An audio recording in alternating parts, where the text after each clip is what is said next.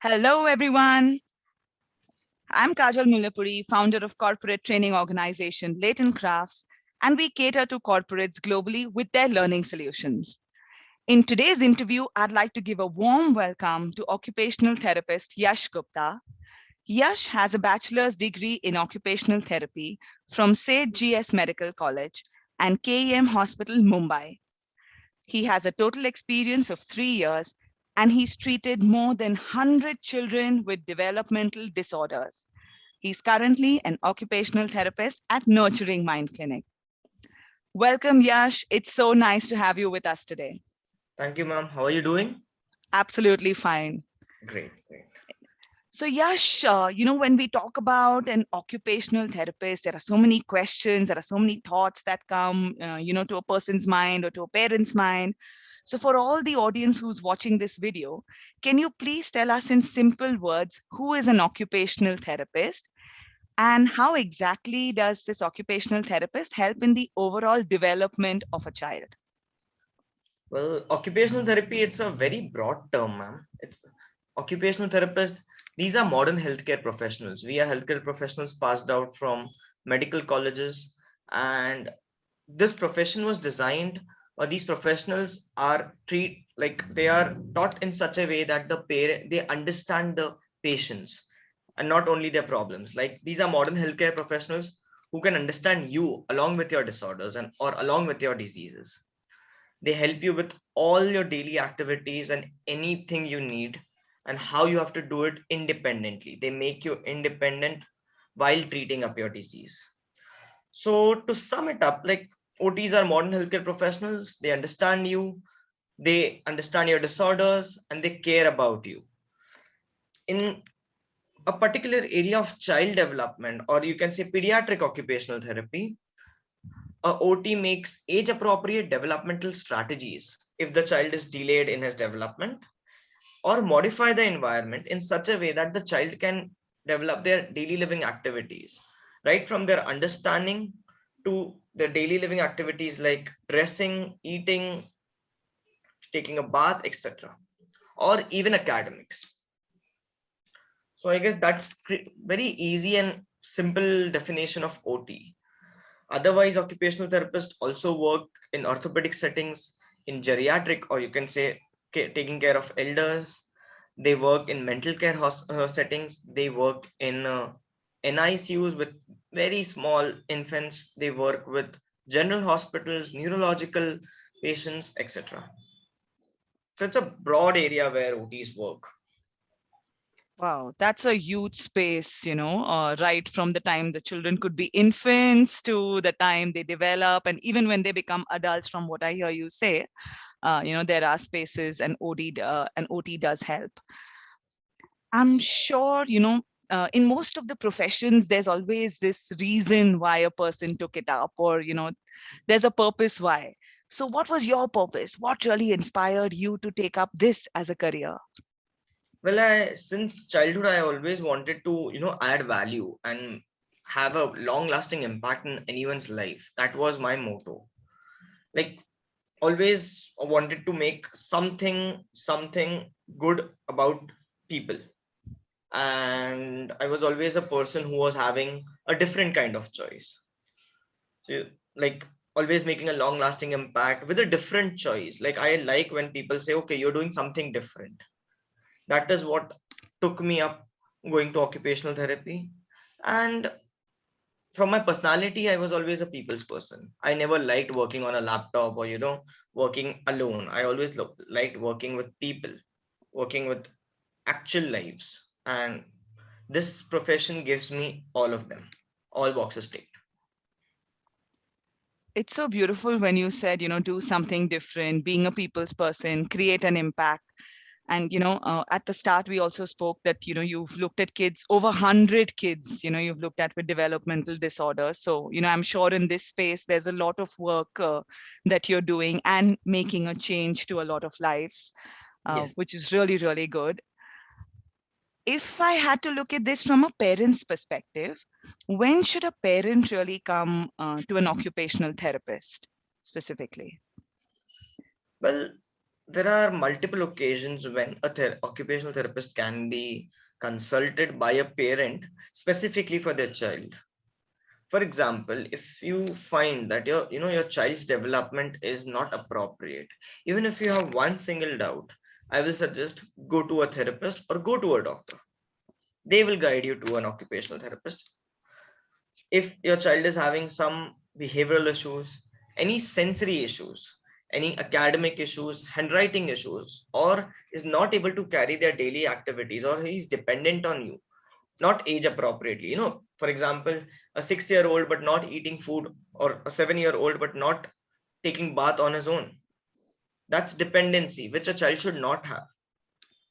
And that has become due to some problem or some error or some issue before.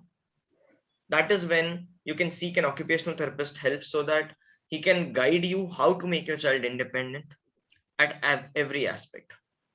Apart from that, if the child is having a diagnosed problem of ADHD, learning difficulties, autism, and whatnot, even sometimes childhood depression, it is the therapist who can bring them out of it. Apart from that, if I say an autist working for a child, they start working, as I mentioned, right from neonatal ICUs when they're 2 months old. Then they work in early intervention centers where the child is still 3-4 years of age, and we can get a very clear picture whether the child is developing right or not.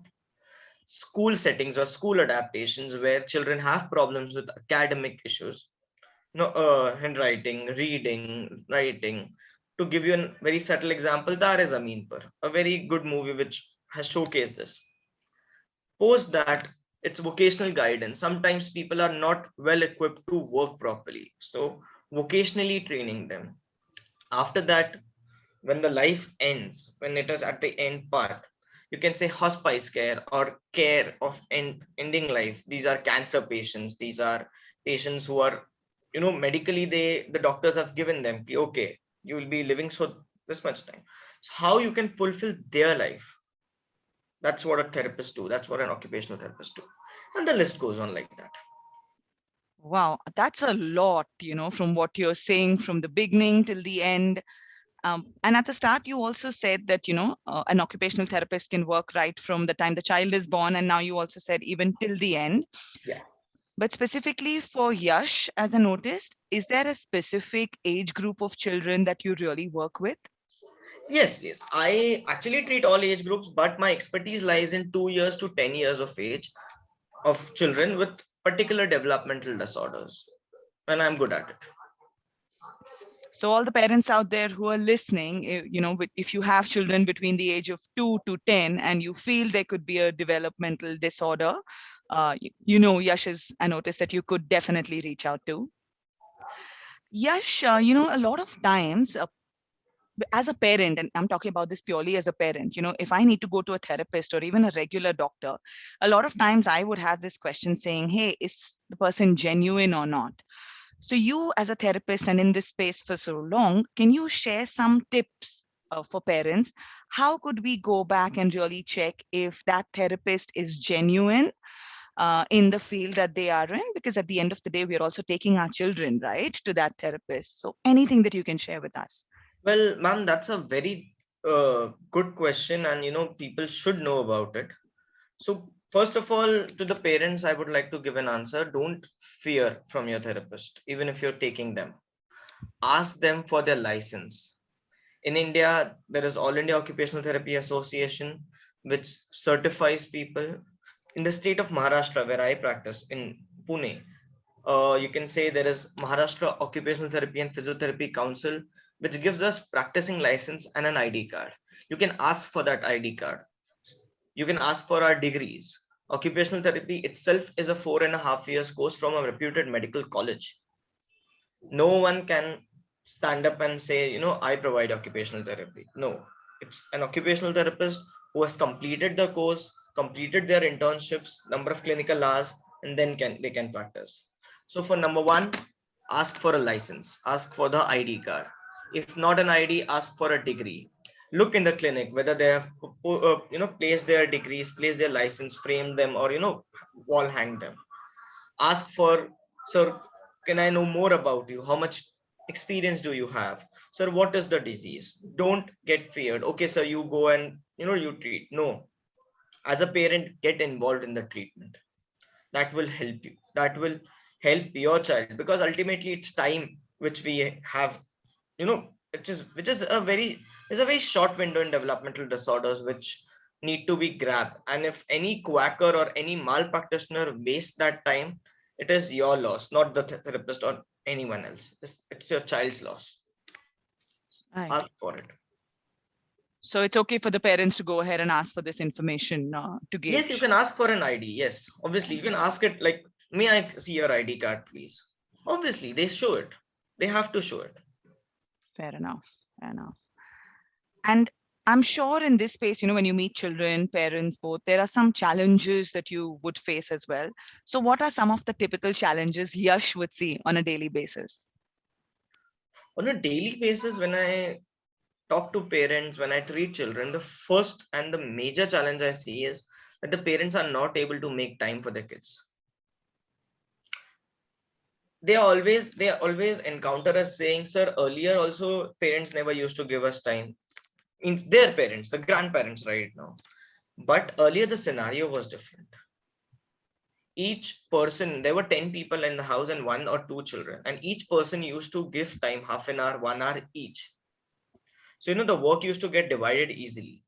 But in today's hectic lifestyle, heavy work pressures, nuclear families, everything has created an impact on the child's development, due to which none of the parent are able to give their even 2 or 3 hours properly, a quality time spent. I'm not talking about sitting beside them and helping them in the school. No, I'm not talking about that. I'm talking about talking to your child, playing with your child, you know talking to them upon their daily experiences, what is their concern, noticing them, what they're doing, what they're not doing.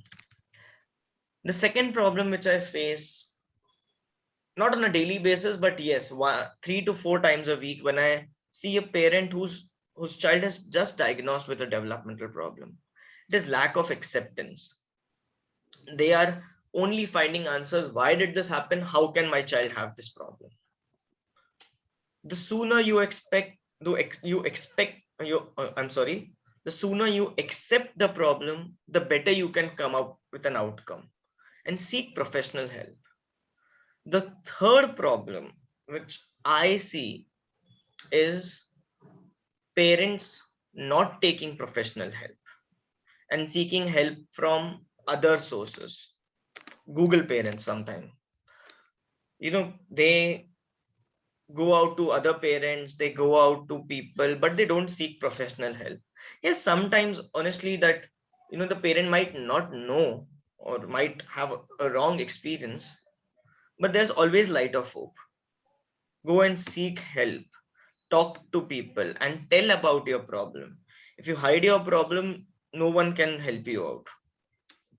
At the end, I'll just say that in a child's development, like in developmental disorders, the problem is not presence of abnormal behavior in the child. It's the absence of normal behavior.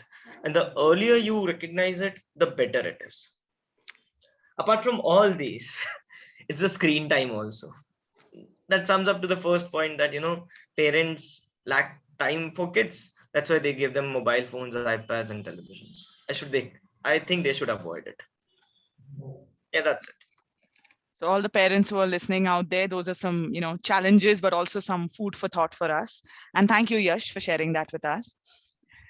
So let's now, imagine if a child comes to you, the parent gets a child to you. What is the process that you would follow to assess that child?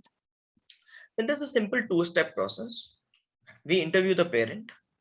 Alongside, we let the child play. So we have this 200 square feet brick OT room where there are many toys, swings, and everything which is needed for the therapy process. And we allow the child to explore. While we interview the parents, we also observe the child. That's a play-based behavior, which gives me a very fair idea of where the child is lacking. I connect that with the interview, with the complaints what parents are making. And since therapy sessions are constantly like week wise, and week wise for a longer period of time, we constantly keep assessing the child session by session by session, since the child's profile changes every time, and revise our plan to help the child develop better. Right. And you spoke about, the therapies being different because for different children. But then what about the parent? Once the therapy happens, what's the role of the parent then after that? The role of the parent is very simple. They have to carry out everything which a therapist says, and they have to ask as many doubts they can ask to clear their concepts about their child, because it's ultimately the parent who has to handle the child. The parent should go with an objective that I have to reduce the therapist dependency. Therapists are important, professional help is important. Not always a parent can do all the things, but the parent should be well equipped to do those things which are needed. For example, if there's a child and there's a parent, and overnight the parent has to travel to some other city where there's no therapist, then what will happen to the child? You know, this problem, if the parent is well trained, then the therapist can also online give suggestions, because online therapy is not very, it is effective, but the personal touch has its own value. The Absolutely. physical touch has its own value. But if the parent is trained well enough, online will be as effective as personal touch. So that's what I will suggest for parents to, give their children time and get trained upon it. And how much time on an average should a parent invest, besides getting homework and those regular things and online classes done? How much time would a parent need to spend at home to do the home plan or the plan that you've suggested to them? Well, that's a very subjective question, because every child is different. But on an average, generally, each parent should at least spend 1 to 2 hours with their child. So that around, if I give you this mathematics, 4 to 5 hours is school, 3 to 4 hours is the child playing in the garden with the friends, playing alone. So that sums up around 8 hours, 8 to 9. 2 hours is all the daily chores like eating food, taking bath, and everything. Right. 8 to 9 hours is sleep. If each parents give at least 1.5 hour to 2 hours, that's more than enough for the child. But according to the child's schedule and not the parent's schedule. That's an important part. We normally look at it, based on when we are free, let's be with the child. But I hear what you're saying because we look at it from the child's perspective, is what Right. I hear you say. Fair enough. Uh, Yash, in today's date, there are also some children who have, an attention deficit disorder. How do y'all as Otis handle these children? If you ask me about ADHD, typically that's, or any kid from the soft neurological signs, autism or anything, there are three simple things which I follow: empathy, perseverance, and patience. Empathy, because to understand that child, we need to become that child. To understand the parent's problem, we need to think from the parent's perspective. Perseverance, the results are slow, they are time consuming. So consistent efforts by the family and the therapist makes it possible. Obviously the child tries its best, but family and therapist support is also there, and perseverance is the only key to this. The last but not the least, again, patience. As I said, it is a long term thing and it takes time, it is time consuming, results are slow. Patience is what has to be needed. The results you see is very small things. Okay, my child said mama today, or my child responded to the name, he was looking at me for almost 20 minutes. These are the signs which we pick up, and this is how the child's develop. It's never that you come to the therapist, within a week your child is always all good, you go back happily. It's never like that. So just, if any parent, if any therapist is saying you, okay, your child will get better within this span, they might be right, but to a particular extent. So the process is slow, get prepared for that. And we as parents also need to be very, very patient from what I hear you say, right? Because miracles are Exactly. not going to happen overnight. Exactly. Miracles don't happen overnight. The magic takes time. But then, just what you just said, the simple thing like saying mama, looking at the parent, even those simple milestones, I guess for some parents must be so important and, such a wow factor, right? For so many parents, even Honest, this. honestly, they are very important when the child is very severe, when they've given up hope and suddenly the child says. But that's because they've consistently put effort without expecting much. And that gives you the joy. And that's how child develops step by step, one step at a time, taking very, very, very small steps every week. And you see changes every week. Mark my words. A therapist, a professional can see changes every week. And a good therapist of, you know, a sign of a good therapist is they will highlight those changes to the parent and ask them to notice it rather than just keeping them to themselves. Got it. Uh, yes, you've given so many things. As a parent, you've got me, thinking. There's so many things that you're saying, which, even regular parents could resonate with. But of course, for parents of kids with developmental disorders or milestone delays, the journey for them is different. And I'm sure with people who are watching this video, they're already picking up things that they can start doing. I'd love to ask you to share with our viewers or the parents who are watching this video. Is there any specific advice or any specific tips that you'd like to give them? Ma'am, two words I'll say: act early and seek professional help whenever needed.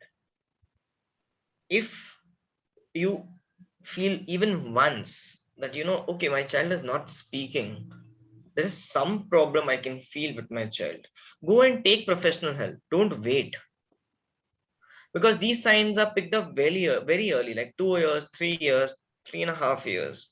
And if you go and take proper professional help, yes, your child's future will be much better.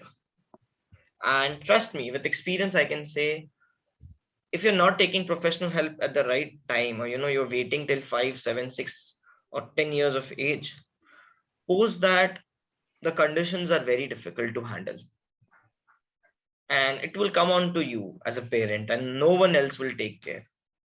To give you a very simple example, I encountered this thing a lot, that parents say, sir, we thought that 5 saal tak bacha bol lega, the child will speak till 5 years of age. But why are you waiting till 5 years of age? Don't you know that you spoke at 4 years or 2 years? Your cousin spoke at 2 years of age. Waiting till that time is a problem. So act early and seek professional help. That is what I will suggest to parents. Oh, Seek genuine help. true, because you also shared with us earlier on, some of the ways in which we can figure out how a therapist is genuine and how he or she can support us on this journey. Right. Yash, towards the end, you've given me as a parent so many things to think about, from the patience to the perseverance to, the act early, especially towards the end when you said act early. I think that's one thing that we just tend to miss. It's like ho jayega, ho jayega. And you're right. Maybe in that process, the child suffers because we didn't take the right step at the right time. So Yes. thank you. I mean, And thank you, and I'd Yash. just like to add a point that, for the parents who have children, young toddlers and this, the developmental problems right now are increasing at a very massive rate. The current statistics says 1 in 6 children in world having a developmental issue. In India, there are 60,000 live births every day. So you can imagine the massive amount of problem, and the children going undiagnosed or unnoticed. The second way to look at the problem is, many people say this, that sir, pehle to nahi tha, ab kyun hai ye? I'll just ask you guys to go back in the flashback and remember those duffers in your classes. In every class, there used to be two people who never used to understand anything. They were never mischievous, but they were always duffers. And why is it happening that every class had that? So these kids were those people who, had learning difficulties. They were lucky enough to be in a normal school and, had only learning disabilities, but the problems can go worse and worse. It's a silent endemic which is going on. And if you don't act early, and honestly there's no known cause, that's the most dangerous part. If you don't act early, you might be the victim, no one else. So please, I'll request to the parents, for their own self and for their kids and no one else, because no one else is going to help you once the child gets older. No one is coming to take care of your child, no one is coming to give financial help, no one is coming to give you emotional help. It's you and your kid. Right. Yash, thank you so much for being honest and sharing those tips, sharing your journey with us. Especially towards the end, some of the hard facts and the messages that you gave, are eye openers for a lot of us, because at the end of the day, we need to work with our kids. So big thank you for sharing all of that. Thank you. Right. For all the viewers, all the parents who've been watching this video, if any of y'all want to get in touch with Yash directly, below are his contact details, the clinic details, how you can reach out to him. All the information is shared below. So please feel free. Like Yash said earlier, the minute you see a red flag, just act early, get in touch. You never know, there may be something, there may not, we don't know. But if you want to, please feel free to get in touch with Yash. Yash, thank you so much for taking the time Thank you, out for ma'am. this discussion. Wish you all the best and keep changing lives the way you have been. Thank you so much for that. Thank you so much. Thank you. Thank you.